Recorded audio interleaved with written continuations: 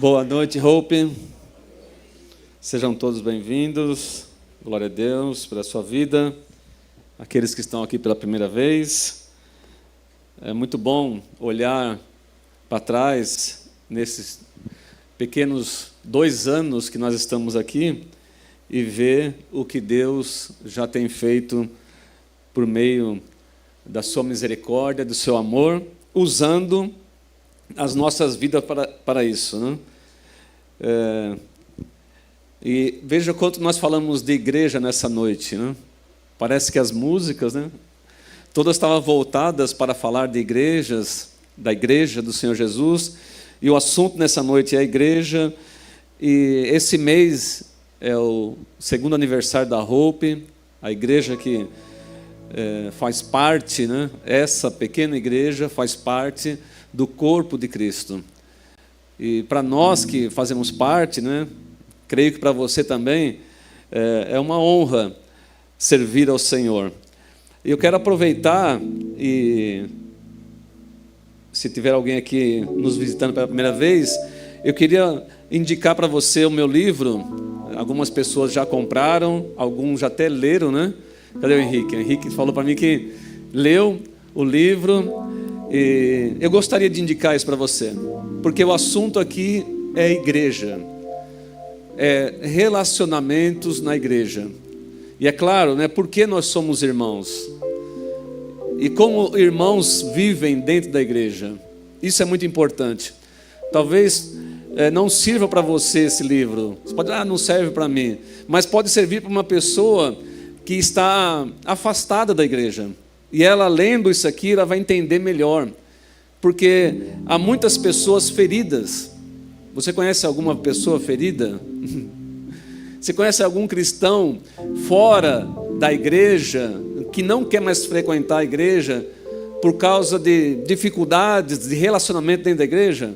Então, eu pensei nisso para escrever esse livro. Porque depois de 20 anos de pastor, eu sei como é ser cristão. Não é porque primeiro eu sou cristão, e também como, né, é difícil ser pastor, como é difícil cuidar das pessoas, como é difícil ajudar as pessoas a sair de determinadas situações, resolver conflitos na igreja. Não é uma tarefa fácil, é muito difícil. Então, nesse tempo de experiência, eu escrevi esse livro, Uma Família Chamada Igreja.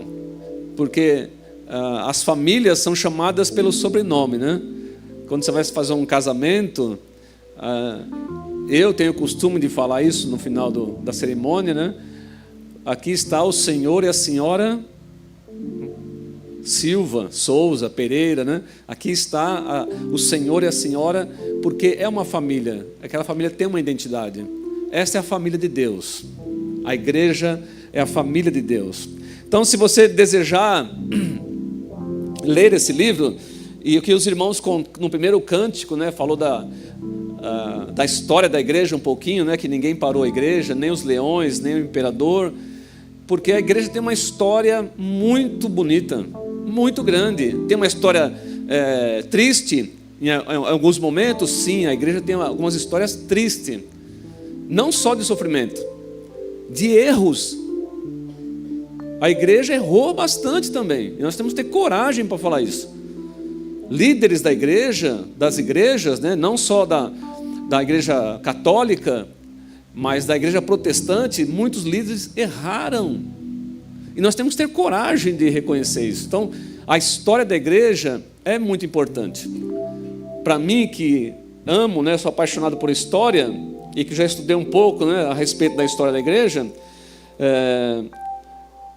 fala para você, se você gosta de ler, leia sobre a igreja, leia lá, comece a ler a Bíblia, depois comece a ler a Patrícia, né, que fala, que é os escritos dos primeiros padres, lá dos primeiros Orígenes, os primeiros líderes da igreja, depois dos apóstolos.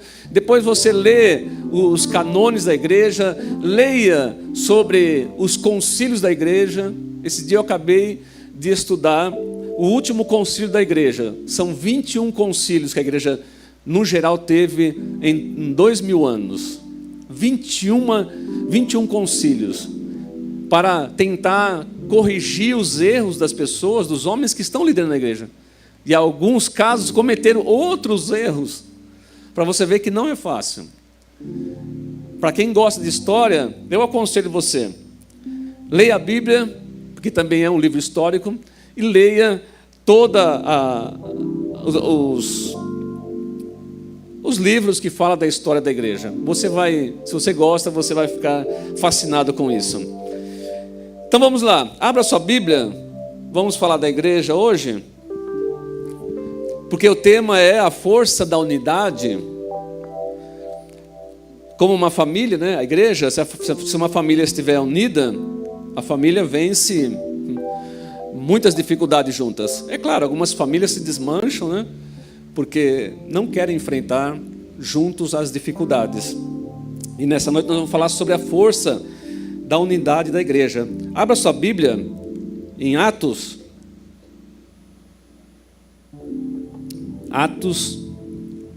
dos Apóstolos, capítulo 2.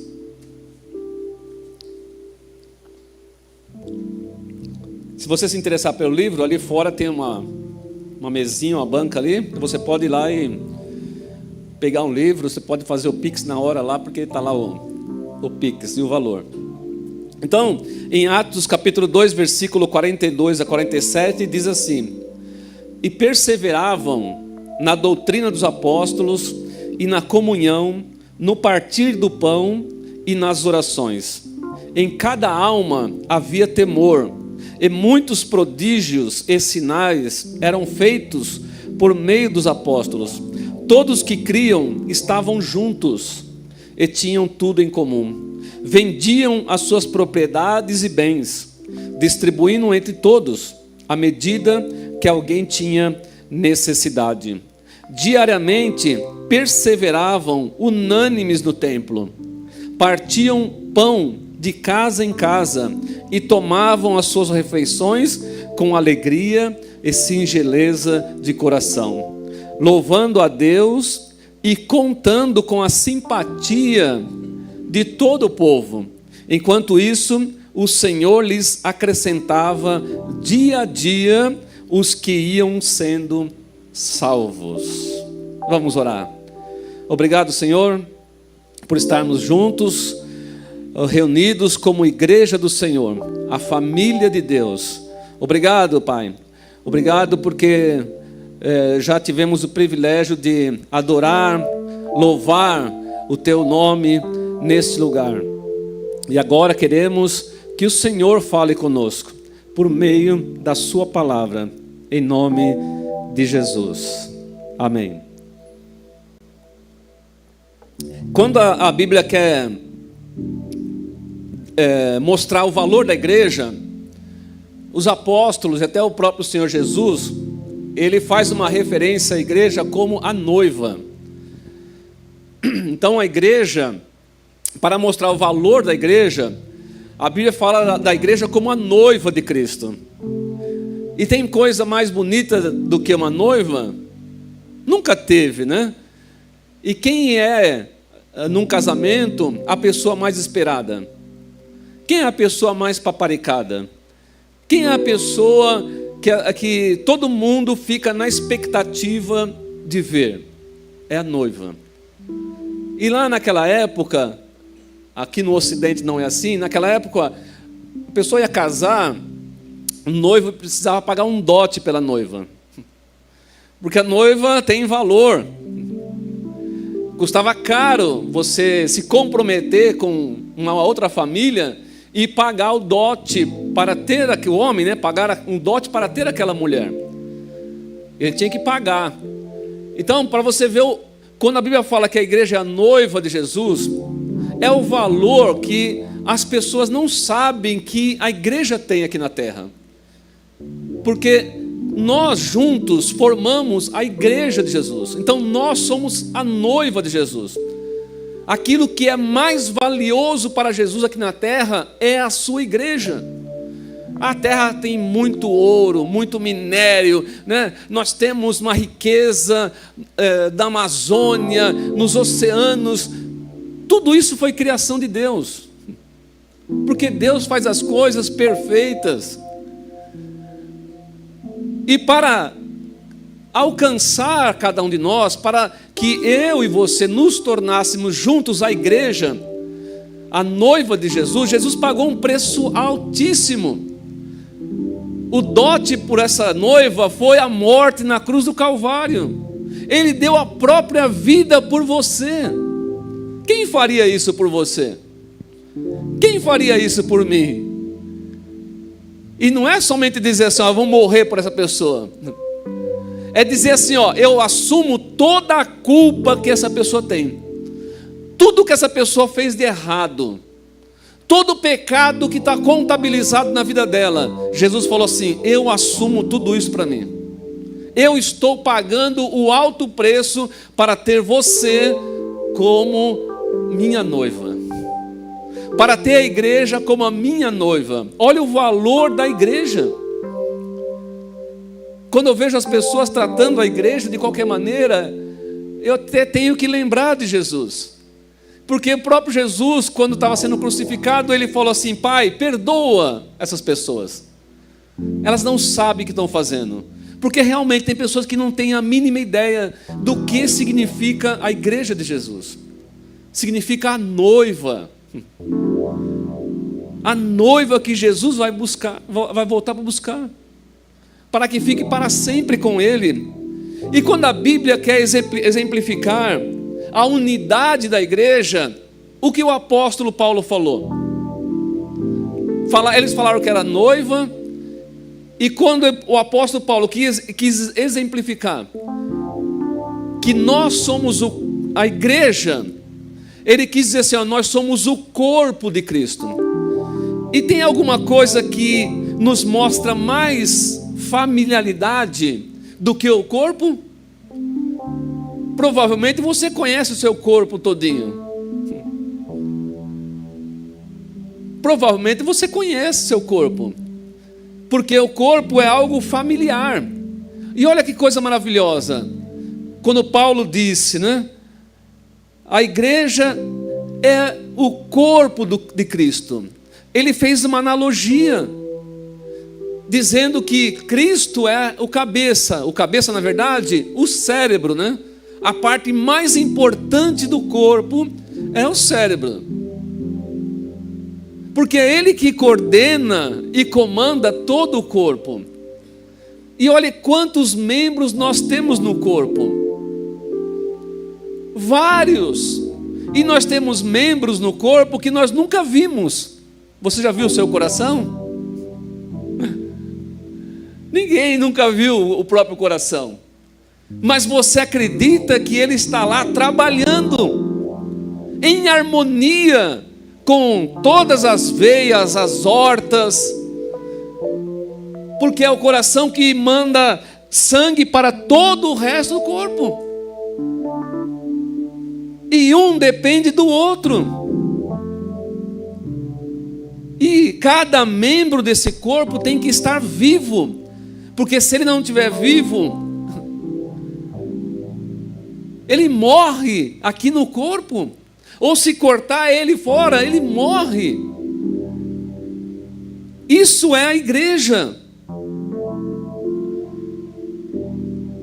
Se a Bíblia diz, se um membro, Paulo falou assim, ó, se um membro do corpo sofre, todos os demais membros do corpo sofrem junto com ele. Eu estou com a garganta ruim, passei a semana tomando remédio, passei a semana tomando antibiótico, pastilha, nem dormia direito, com a garganta ruim, e todo o meu corpo estava sofrendo a ponto de ter febre por causa da garganta aqui, ó, das amígdalas, né, que eu ainda tenho. E todo o corpo está sofrendo. E Paulo está dizendo, a igreja é um corpo vivo, onde Cristo está comandando cada um dos seus membros. Olha a importância da igreja. E quando Paulo disse isso, ele tinha em mente o que o próprio Jesus disse. Porque Jesus disse o seguinte: eu neles, Jesus, né? Dizendo que estaria nos discípulos, eu neles, tu em mim, que era Deus, ele estava fazendo uma oração, para que eles sejam perfeitos em unidade. Como o corpo é perfeito em unidade. O corpo é perfeito. E cada membro do corpo é diferente um do outro. Até onde eu sei, né, nós temos médicos aqui, eles podem me corrigir depois, né? Tem algum membro no corpo que é igual ao outro? Eu não sei se tem membros iguaizinhos no corpo. Acho que nem esse dedo aqui é totalmente igual a esse, porque eles parecem bem semelhantes, mas um está na mão esquerda, outro está na mão direita, e todos eles trabalham com um objetivo comum, e eles estão trabalhando, e não precisa o cérebro falar para a mão, é tão automático, que a mão não precisa, o cérebro não precisa falar para a mão esquerda, você não está fazendo nada. A mão direita você não está fazendo nada, a mão esquerda está sobrecarregada. Ô pé esquerdo, vamos trabalhar mais. Não precisa, porque todo o corpo governado por Cristo trabalha de uma forma uniforme. Porque Jesus disse, eu neles, Jesus vive em nós, tu em mim, e é Deus em Cristo, para que eles sejam perfeitos em unidades. Nós não somos perfeitos, e às vezes uma parte do nosso corpo pode não ser perfeita. Até a pessoa nasceu com um problema no dedo, na mão, no pé, mas ela está unida a um corpo que é perfeito. Assim é a igreja. Nós não somos perfeitos, mas nós estamos unidos a um corpo e formamos um corpo que está unidos a Cristo, que é perfeito. É por isso que nós não podemos ficar, sendo juiz do nosso irmão, controlando a vida do nosso irmão, da nossa irmã. Nós não podemos fazer isso, porque a mão direita não tem como falar para a esquerda. Ela não tem, quem tem é o cérebro. A mão não tem autoridade sobre a outra mão, o pé não tem sobre o outro pé. E se alguém quiser dizer, eu não sou a mão, então eu não tenho valor. Não, mas você é o pé. E é bem explicado isso por Paulo. Porque eu não sou a boca, eu não sou importante. Você é importante. Sendo você qualquer parte do corpo de Cristo, você é importante. Você é a noiva de Jesus. E nesse corpo, há 3 características importantes que nós podemos ver nesse corpo que é a igreja. A primeira característica é a unidade. Como eu falei, os que creem em Cristo são um. Todos da igreja, Cristo olha como um corpo. Mesmo que Ele trabalhe individualmente em cada um de nós, nossos corações, Ele trabalha no coletivo. Então, os que creem em Cristo são um, são da mesma família, são do mesmo rebanho e do mesmo corpo. Então, a primeira característica do corpo é a sua unidade. Ninguém pode dizer assim, eu não tenho valor porque eu sou o menor na igreja, porque eu não prego, porque eu não canto, porque eu não ensino, porque eu não faço parte disso, daquilo. Não, você tem a mesma importância de qualquer outro membro da igreja. A segunda característica é a diversidade do corpo. Veja, cada membro, os membros são diferentes. E cada um deles tem a sua função. Cada um exerce um papel no corpo. É a diversidade. E isso é bonito, é funcional. Se você vê um corpo deformado, você logo vai falar assim, o que vem na sua mente? Você vê uma pessoa que tem sérios problemas, né? De má formação. Você logo vai dizer, você vai reconhecer isso, porque você sabe como é um corpo humano. Você sabe como que é praticamente as dimensões de um corpo humano. E se você vê uma pessoa que nasceu com deficiência, você logo vai identificar. Mas o corpo normal de uma pessoa tem diversidade. É o que é a igreja. Tem diversidade de pessoas aqui.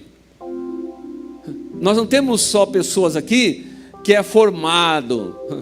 Nós temos pessoas aqui que não tem formação acadêmica. Mas qual é o problema? Isso faz a pessoa ser inferior? Não. Nós temos que olhar e muitas vezes valorizar realmente até quem nós somos. Porque as pessoas esquecem até disso. De valorizar quem ela é. No corpo há diversidade. É isso que torna o corpo bonito e funcional. Pensou se os 5 dedos fossem do mesmo tamanho?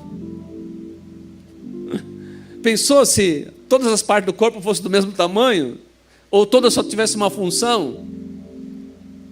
Isso é a igreja. Cada um tem um chamado, cada um tem um dom. Cada um tem uma capacidade. Terceiro, outra característica da igreja é a mutualidade. Na igreja as pessoas não podem pensar só nela. Não tem como. Porque um corpo, ele não pode, né? Metade do corpo aqui, vamos dividir o corpo, né? Metade faz uma coisa, a outra metade faz outra. Não dá. Está tudo unido de uma coisa só. É isso que é a mutualidade. Se você for levantar um determinado peso e você não conseguir com uma mão só, o que você vai fazer? Você não vai ficar implorando para a mão esquerda. Mão esquerda, por favor. Mão esquerda, por favor, me ajude e me socorre. Não. Automaticamente, se a mão direita não conseguir, a mão esquerda vai ajudá-la. Isso é mutualidade. É um pensando no outro. Isso é igreja. Se nós não pensarmos no irmão, nós não fazemos parte da igreja. E a igreja, nessa mutualidade, nós percebemos que a igreja não está competindo. Não tem competição na igreja. Ninguém aqui está competindo. Ninguém aqui está disputando uma posição.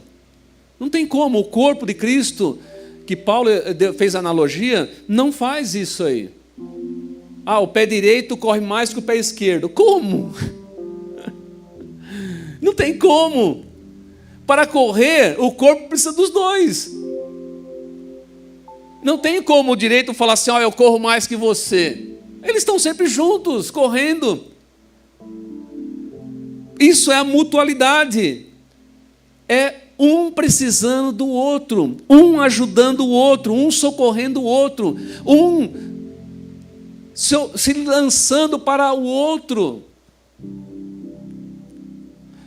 Isso significa que nós somos cooperadores de Deus, cooperadores do reino de Deus. Nós não somos melhor do que ninguém. Paulo falou assim, quem é Apolo? Porque na igreja de Corinto havia divisão, né? Isso é muito triste, querido. Olha, a igreja lá atrás, hein? A igreja primitiva. Havia uma facção dentro da igreja. Para você ver, nem lá era tão perfeito assim. Havia uma facção dentro da igreja.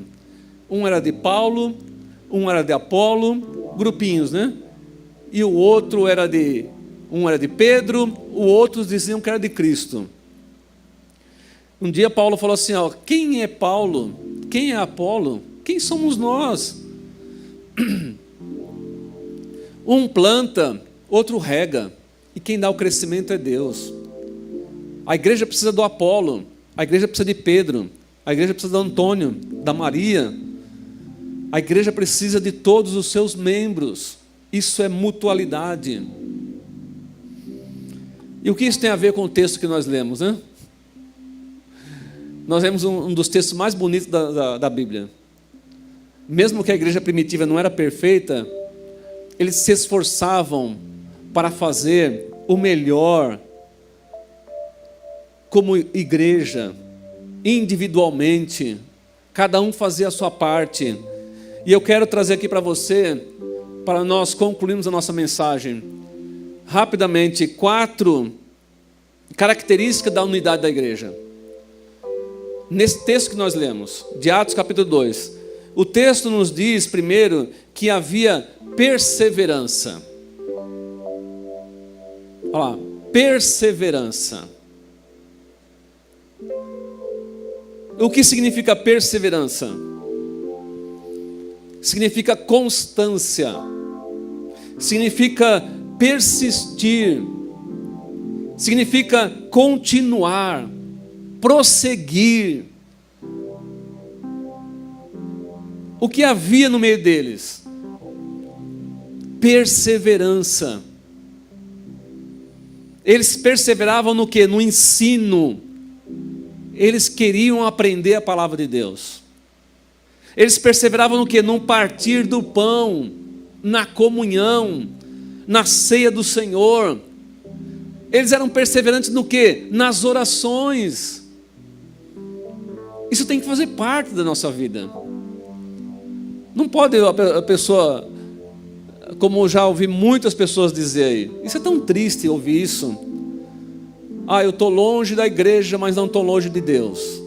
Você já deve ter ouvido isso aí. É tão triste a pessoa, eu estou longe da igreja, mas não estou longe de Deus. Bom, provavelmente você está longe de Deus. Porque quem instituiu a igreja foi Deus. E Ele instituiu, não foi de qualquer maneira, Ele instituiu através da morte e da ressurreição de Jesus. E quem não está em Jesus, não está na igreja. E se você não está com o Filho de Deus, você não tem o Pai. Quem não tem o Filho, o apóstolo João diz, quem não tem o Filho, não tem o Pai. É simples dessa maneira. Então, a perseverança é necessário. Perseverar na oração, na comunhão, isso fortalece a igreja. É isso que fortalece a igreja. É isso que traz força e unidade para a igreja. Uma igreja que persevera. Pessoas que perseveram. Segundo, o que fortalecia a igreja e o que ainda fortalece a igreja ainda hoje. O que havia no meio deles, eles são exemplos para nós. Havia temor. Havia temor. E temor não é medo. Porque se você tiver medo de Deus, você não se aproxima. Quando você tem medo, você não se aproxima. O temor aqui, que a Bíblia diz, é respeito. Havia nos cristãos primitivos temor, respeito. Respeito pelo que diz a Bíblia. Respeito pela pessoa de Jesus. Respeito por Deus. Por aquilo que Deus falou, pelas leis de Deus, respeito, havia neles temor. E a igreja primitiva, pelo texto que nós vemos, era altamente respeitada pelas pessoas de fora. Quando Ananias e Safira, no capítulo 5 de Atos, foram lá e venderam a propriedade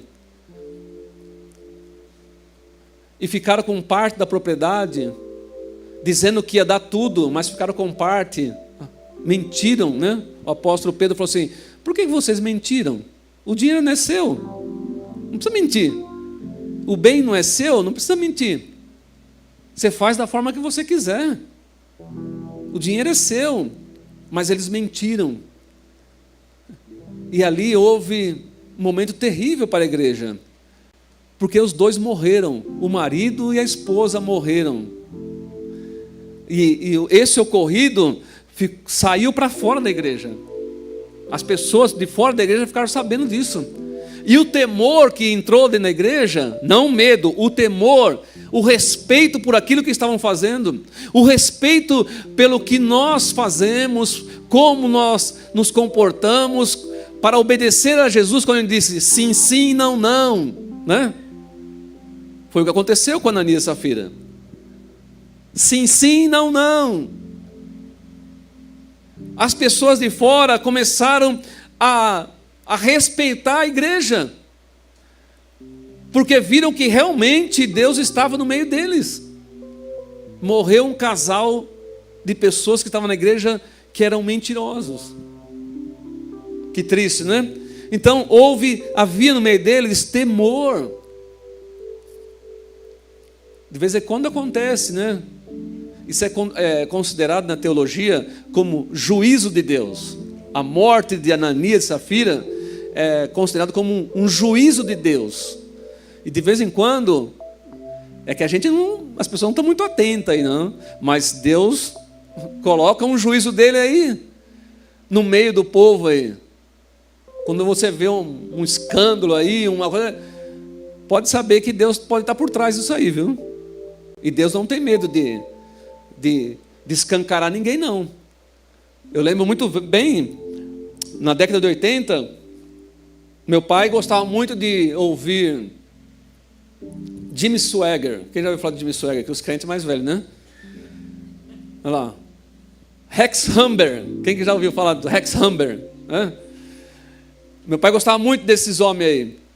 Aí o conhecido Jimmy Swaggart, ele, pastor evangelístico na televisão, famoso e tal. Aí ele começou a viver a vida assim, ó, torta, né? Começou a fazer umas coisas terríveis, às escondidas. Aí, quando ele foi confessar os pecados, quando ele se arrependeu, pediu perdão para a esposa, para a família, para a igreja, ele falou dessa maneira.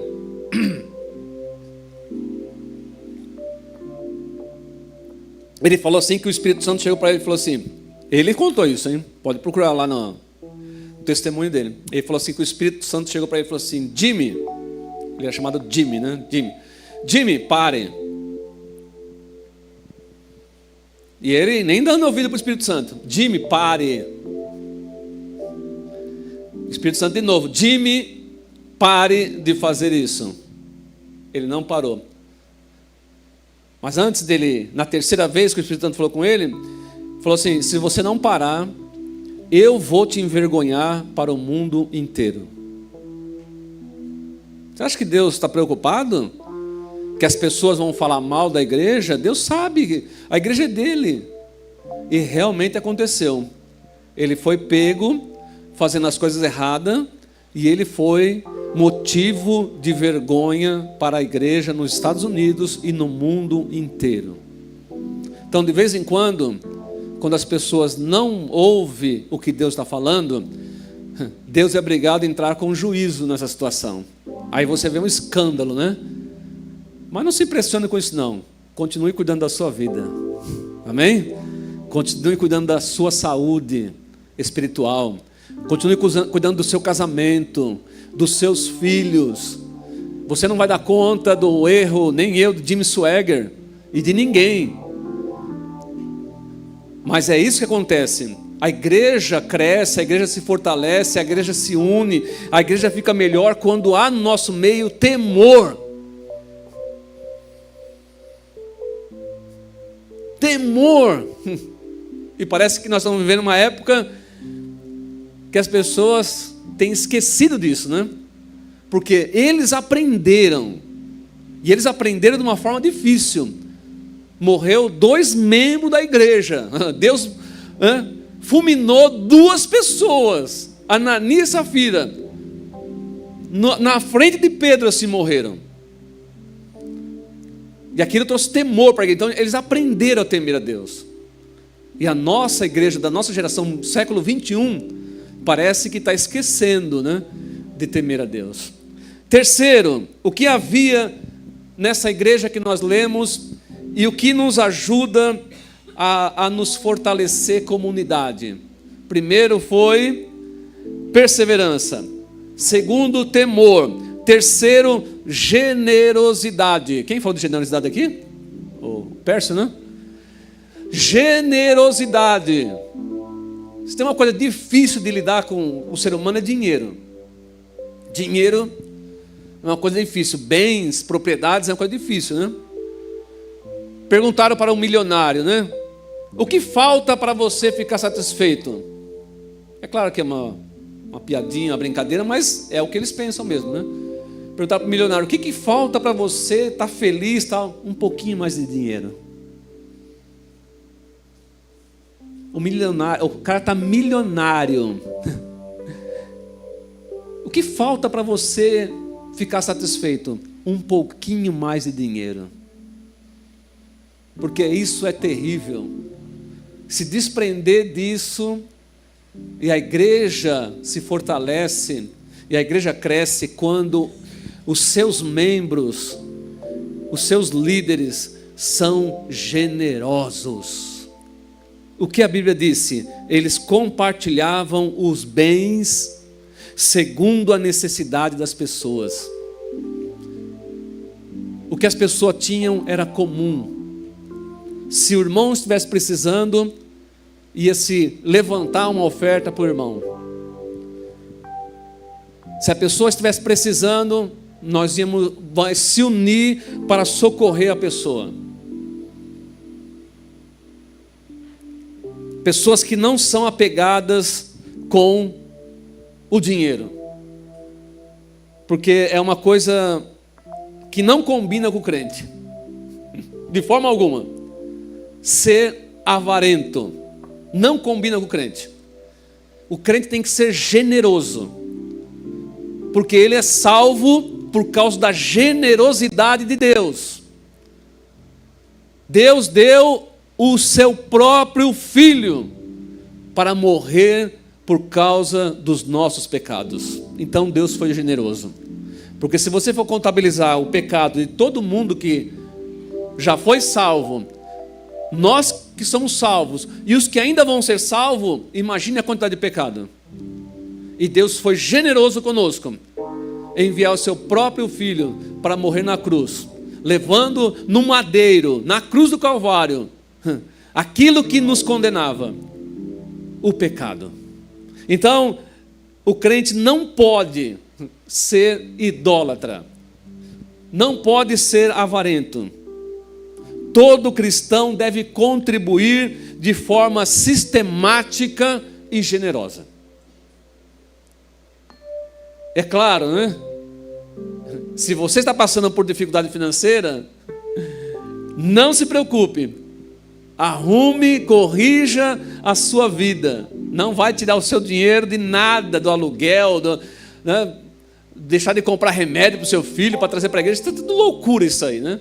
Esse dia eu vi uma tal mulher aí, uma tal bispa falando que você tinha que trazer para a igreja. E se você não tivesse, você tinha que ir lá, pedir emprestado e trazer para a igreja. Não faça isso. Não é isso que Deus quer que você faça. Deus quer que você viva com o que você tem e contribua aquilo que você pode contribuir. Uns podem contribuir com R$50, outros com 100, outros com 1.000, outros com 10.000, porque no corpo os membros são diferentes, tem capacidades diferentes, lembra? Nem todo o corpo pode oferecer, tem partes do corpo que não podem oferecer o que a mão oferece. Então não se preocupe com isso. E aqui ninguém vai dizer para você, pega emprestado e traga aqui. Faz um propósito com Deus, pega emprestado. Não. Não faça isso. E quanto mais generosa a pessoa for, mais Deus vai dar para ela continuar sendo generosa. Então, havia no meio deles generosidade. E por último, havia no meio deles adoração. Adoração. O versículo 47 diz: louvando a Deus. É claro que uma coisa é você louvar, outra coisa é você adorar. Nós estávamos aqui louvando a Deus, com as músicas, com as palmas, cantando. Isso é parte da adoração. Isso não é em si a adoração. Isso é parte da adoração. Mas havia no meio daquela igreja a adoração. Como havia adoração? Adoração é tudo que você faz com a sua vida. Tudo que você faz. A dona de casa, que faz o seu papel de uma dona de casa, que cuida dos filhos, que faz o melhor, ela está adorando a Deus. O médico, o professor, o advogado, o dentista, o profissional, o trabalhador da indústria, com a sua vida. O marido como marido, a esposa como esposa, os filhos como os filhos, os pais. Todos nós cumprindo o que Deus pediu para nós cumprir, nós estamos adorando a Deus. E se você fizer isso, você vai estar adorando a Deus. E nós devemos fazer isso da melhor maneira possível. E qual era o resultado disso tudo, né? Dessa unidade, desse crescimento, desse fortalecimento, né? Eles tinham a simpatia das pessoas de fora da igreja. É o que a Bíblia diz. É muito triste ouvir de pessoas não cristãs e ela dizer assim: para ser crente que nem aquele ali, eu não quero ser nunca. Não é feio isso? Não? Não é um mau testemunho isso? É sinal de que nós não estamos adorando a Deus como deveríamos adorar. Para alguém olhar para nós e falar assim: para ser pastor que nem aquele pastor, eu não quero ser. Que está lá no jornal, na manchete, lá roubando dinheiro, desviando dinheiro, enriquecendo. Aí a pessoa fala assim: para ser pastor daquele jeito, eu não quero.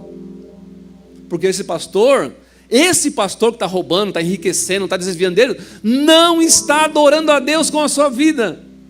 Não adianta ele cantar, não adianta ele pregar bonito, não adianta escolher o melhor hino, lançar CD, não adianta. Você não está adorando a Deus. O cara chega em casa, bate na mulher.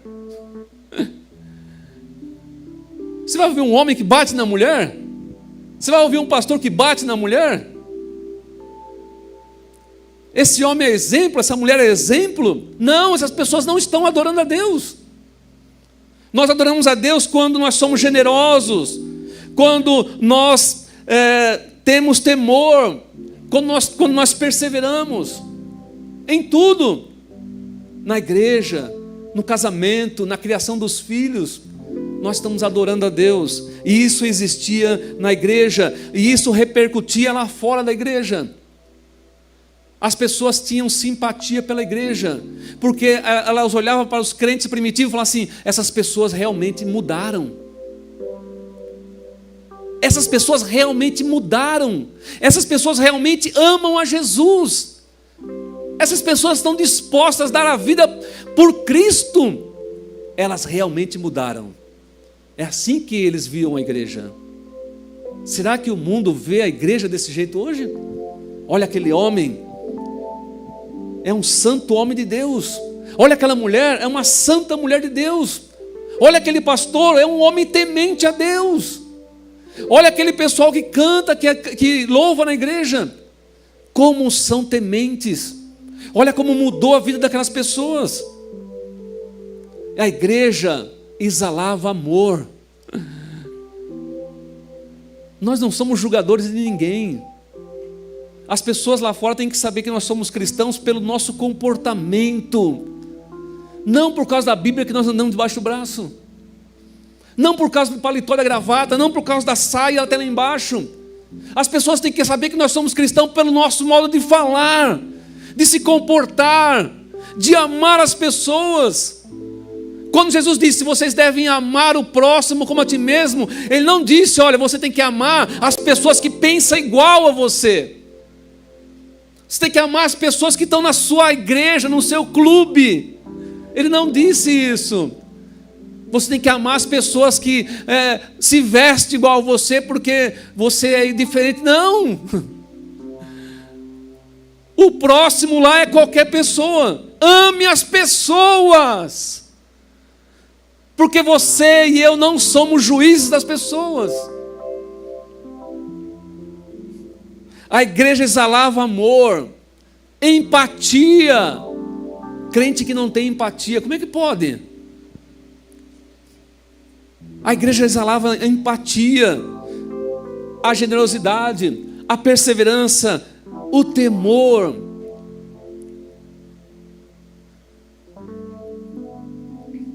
Vamos orar? Coloque-se de pé.